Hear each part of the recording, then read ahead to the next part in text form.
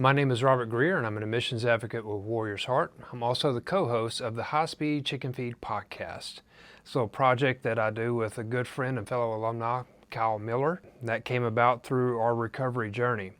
When I was a law enforcement officer, I was proud to be who I was, but at some point, the substance use disorder and the PTS just kind of took over. And ever since I lost my career, I wanted to help others find the healing that I had found through Warrior's Heart, through Save a Warrior, through Warrior Path, all the things that I've done in my recovery. After I completed inpatient and sober living with Warrior's Heart, I'd gone back home and was trying to figure out what to do with my life like so many of us do. One of my brothers had suggested, hey, why don't you do a podcast? That way you can really help other first responders find the peace and healing that you had.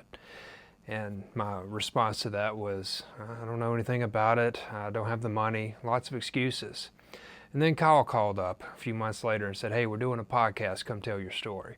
And that has morphed into what it is today, which is a couple of alumni friends, vets, first responders getting together and telling our life story. Telling the story of what brought us down and how we began to recover from that.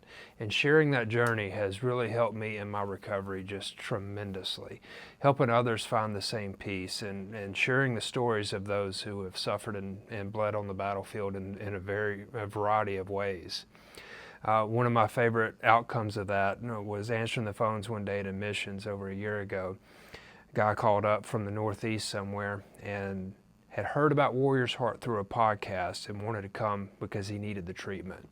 And as I'm sharing a little of my story with him, I realized at the same time that it was our podcast that he had been listening to, and when he called, he got me. And that just brought it full circle and let me know that we can recover and we can pay it forward to others. And that's the true definition of a warrior, going back for those left behind.